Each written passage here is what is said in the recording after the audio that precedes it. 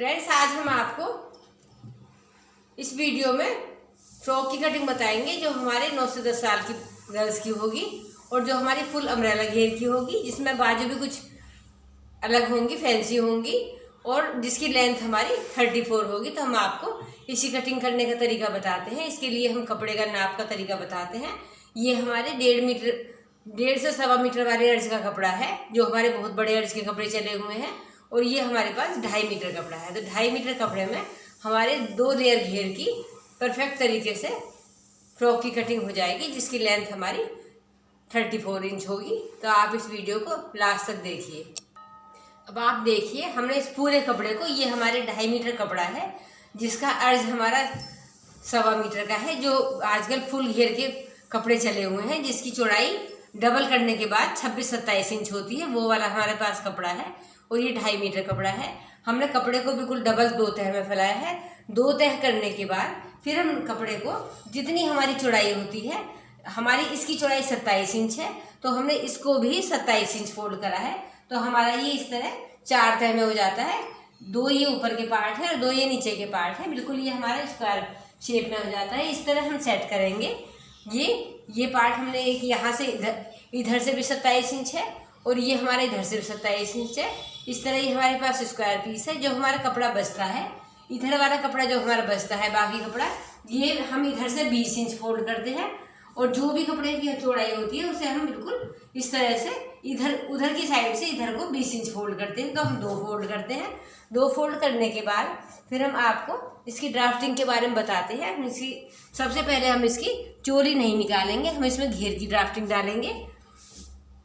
तो घेर के लिए हम बच्चे की जितनी कमर होती है, कमर का नाप लेंगे। कमर के लिए हम यहाँ पर, जहाँ पर हमारा खुला वाला पार्ट होता है, ऊपर इसे हम, ये हमारा ऊपर वाला पार्ट है जहाँ पर हमारी बंद वाली चोंच है। इसके लिए हम यहाँ पर इस तरह 4.5 हम यहाँ पर लगाएंगे और इस तरह 4.5 करते हुए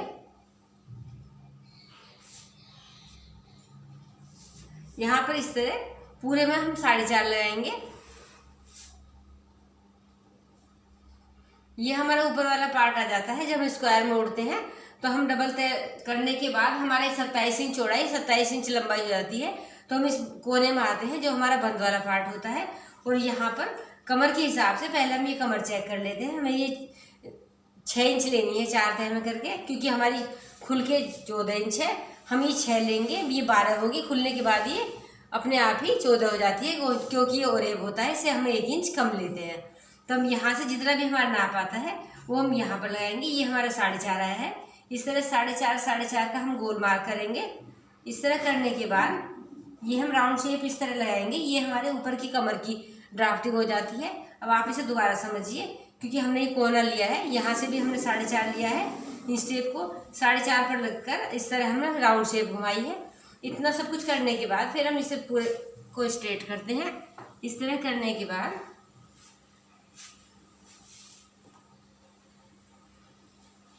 जब हमारा ये हो जाता है तो हम इसको, जो हमारी 4.5 वाली लाइन है, उसके ऊपर यहाँ से रखेंगे और जितना हमारा घेर आता है हम यहाँ पर निशान लगाएंगे। ये हमारा 23 इंच आया है, तो हम इसको 23 इंच पर इस तरह यहाँ से लगाते हुए चले जाएंगे। ये ऊपर का 4.5 वाला पार्ट है और नीचे वाला हमारी घेर की लंबाई 23 इंच है। तो हम इसे बिल्कुल चोंच से नहीं लगाएंगे, हम वहाँ से लगाएंगे जहाँ से हमने कमर की गोलाई लगाई है।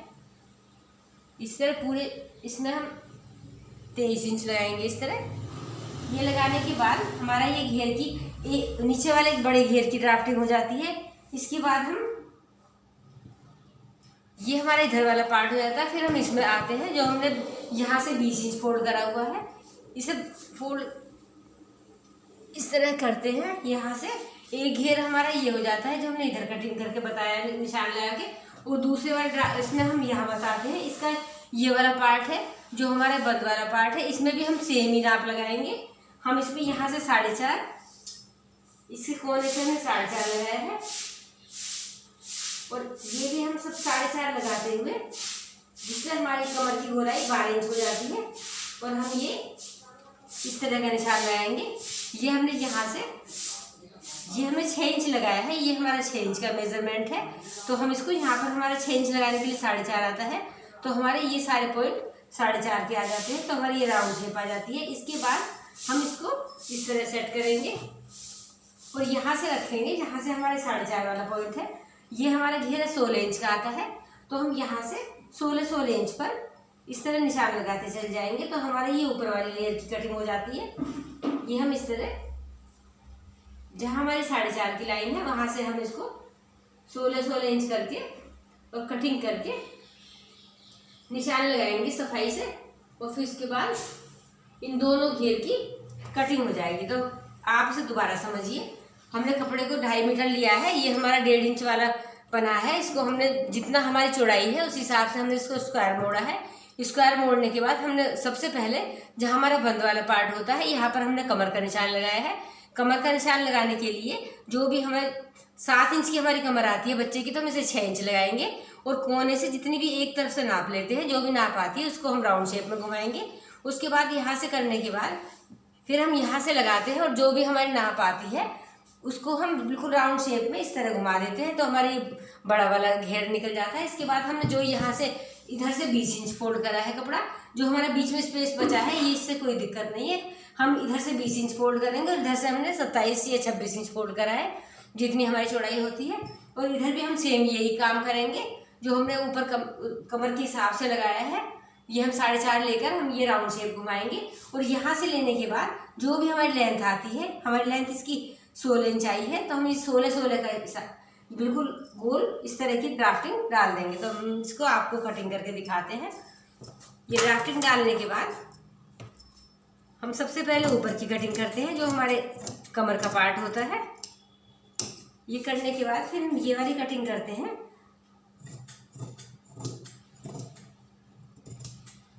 और इस घेरे में हम नीचे पीको भी कर सकते हैं और पतला पतला फोल्ड कर सकते हैं। बारीक वाली कोई लेस या पाइपिंग लगा सकते हैं।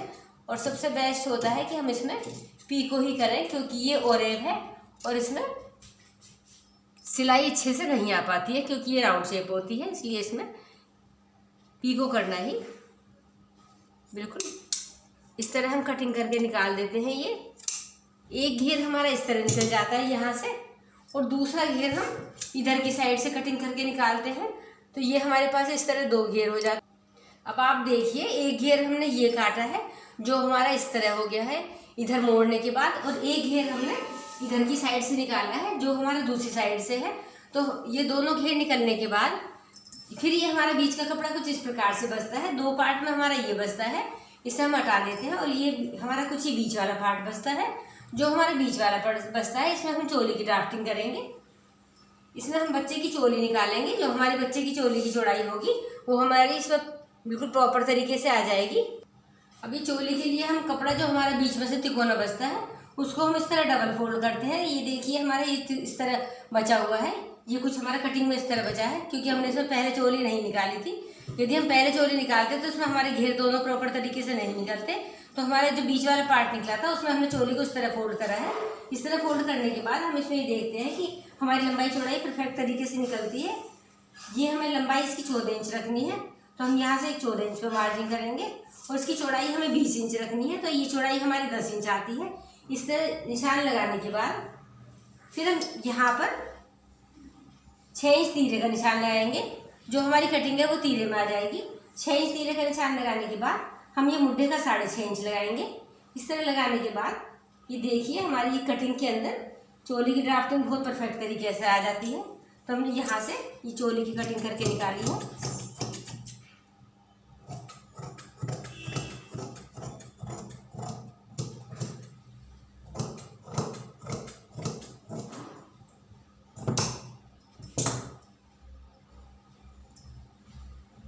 ये हमारी यहाँ से चोली आ जाती है। इस तरह करने के बाद फिर हम इसमें गले की ड्राफ्टिंग करते हैं।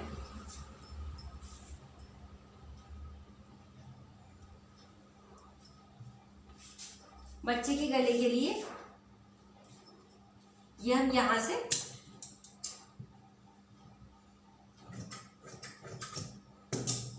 ये 2.5 इंच लगाएंगे, और यहाँ से भी ये हम 3 इंच लगाएंगे फ्रंट का पार्ट। 2.5 से 3 को करने के बाद हम ये गोलाई करके और सफाई से इसकी कटिंग करके निकाल देंगे। इसकी चौड़ाई हमारी 2.5 इंच है और गहराई हमारी 3 इंच है। ये हमारी फ्रंट पार्ट की कटिंग हो जाती है। और इसमें हम छोटी छोटी यहाँ पर 2 प्लेट लगाते हैं।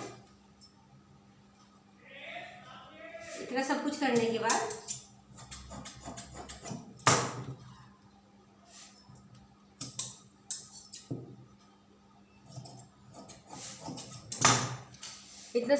के बाद दोनों चोली की कटिंग करने के बाद फिर हम ये इसमें 2.5 और 3 इंच का गला काटते हैं फ्रंट पार्ट पर, और यहाँ से 3.5 और 3.5 की प्लेट का निशान लगाते हैं। एक इधर लगाते हैं कि हम दूसरी साइड लगाते हैं। ये हमारे फ्रंट पार्ट की पूरी ड्राफ्टिंग हो जाती है। इसके बाद हम बैक पार्ट में आते हैं। बैक पार्ट में भी हम यहाँ से 3.5 और 3.5 की 2 प्लेट लगाएंगे, एक इधर एक दूसरी साइड, और ऊपर से 2.5 और गहराई में हम 1.5 इंच का निशान लगाएंगे।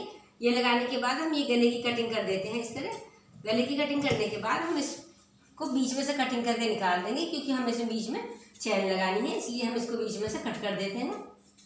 इस तरह कट करने के बाद ये हमारे बैक और फ्रंट दोनों पार्ट हो जाते हैं। इसके बाद हम बाजू की कटिंग करके बताएंगे। बाजू के लिए हमारे पास कुछ इस प्रकार से कपड़ा बचा है, जो हमारा कुछ आड़ा तिरछा है, तो हम इसमें आपको सुंदर बाजू की कटिंग करना बताएंगे। तो आप देखिए, ये हमारा कपड़ा कुछ इस प्रकार से है। देखिए, ये हमारे पास जो हमारे तिकोने कपड़े बचे थे वो हमारे पास कुछ इस प्रकार से हैं।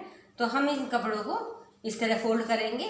एक हमने इस तरह फोल्ड करा है ये, और दूसरा हमने इस तरह फोल्ड करा है। ये भी हमारे 4 तह हैं और ये भी 4 तह हैं। तो हम इसकी लेंथ देखते हैं। ये लेंथ इसकी हमारी यहाँ से 11 इंच बैठती है और इसकी लेंथ हमारी 10 इंच बैठती है। तो ये हमारे 1 इंच छोटे बड़े हैं। तो इसमें आपको बाजू की कटिंग करना बताते हैं। सबसे पहले हम बड़ा वाला पार्ट लेते हैं। इस तरह लेने के बाद हम यहाँ से, जहाँ हमारी चोंच होती है, यहाँ से 8 इंच का निशान लगाएंगे। 8 इंच निशान लगाने के बाद हम ऊपर की साइड से और ये 1.5 इंच की कटिंग कर देंगे। तो हमारी ये मुड्ढे की कटिंग हो जाती है, जो हमारी कुछ इस प्रकार से होती है। ये हमारी बाजू में कुछ इस तरह आएगी, जिससे हमारी पफ बन जाएगी। इस तरह करने के बाद फिर हमारे नीचे का ये राउंड शेप आ जाती है। तो हम इसको इस तरह कटिंग करके निकालेंगे। ये हमारा इस तरह होगा और इसकी हमारी यहाँ से ऊपर से राउंड शेप आ जाएगी इस तरह। और सेम यही काम हम इसमें करेंगे। इसका भी हम नीचे वाला पार्ट इस तरह कटिंग करके निकाल देंगे और ये बाजू इस बाजू के ऊपर रखेंगे इस तरह। ये हम यहाँ से 1-1.5 इंच ऊंची रखेंगे। ये दोनों बाजू हम इस तरह रखेंगे, जो थोड़ा सा इनमें गैप हो, जो यहाँ से इसकी लेयर अच्छे से दिखाई दे। ये हम इसमें 1.5 इंच का गैप रखेंगे। इस तरह करने के बाद फिर हम ये वाली शेप, ऊपर की जो शेप हमने इसके साथ काटी है, वही कटिंग हम नीचे वाली बाजू में डाल देंगे। इस तरह करने के बाद हमारा ये मुड्ढा तैयार हो जाता है। इस तरह यहाँ से हमारा 8 इंच तक ये मुड्ढा है और हम इसमें यहाँ पर छोटे छोटे कट लगा देंगे, क्योंकि हमें यहाँ से कट से लेकर ये हमें बाजू में ऊपर की साइड सेट करना है। ये हमारा ऊपर आ जाएगा और ये नीचे हमारी डबल लेयर आ जाएगी। एक बड़ी वाली बाजू की फ्रिल ये है, छोटी वाली बाजू की फ्रिल ये है। ये हमारे पास कुछ बचा हुआ कपड़ा बच जाता है। इसमें हम बो वगैरह फैंसी आइटम कुछ भी बटन वगैरह लगा सकते हैं। और ये हमने जो हमारी साइड से पट्टियाँ बची थी उसमें हमने बेल्ट काट के बताई है। तो अब हम आपको ये पूरी फ्रॉक की कटिंग बहुत परफेक्ट तरीके से बताई है। जो हमारा बड़े अर्ज वाला 2.5 मीटर कपड़ा था, जिसमें हमने आपको फुल लेयर बताया है। ये हमें डबल लेयर की बाजू बताई है, जो हमारी कटिंग में से ही बची है। ये हमारी बेल्ट है, जो हमने सब कुछ घेर निकालने के बाद सारी हमने कटिंग करी है। ये बाजू, ये हमारे पास बेल्ट है और ये हमारे पास चोली है, जो भी कटिंग करने के बाद हमने निकाली है। एक हमारा फ्रंट पार्ट है और एक हमारा बैक पार्ट है। बैक पार्ट हमने पीछे से ओपन करा है, क्योंकि हमें इसमें जिप लगानी है, इसलिए ये हमारे 2 पार्ट हमारे ये हो जाते हैं। और इस प्रकार से ये हमारा फुल घेर का अम्ब्रेला फ्रॉक है, जिसमें हमारा कोई भी जोड़ नहीं है। तो ये हमारा कुछ इस प्रकार से आएगा। ये घेर हमारा इस तरह है।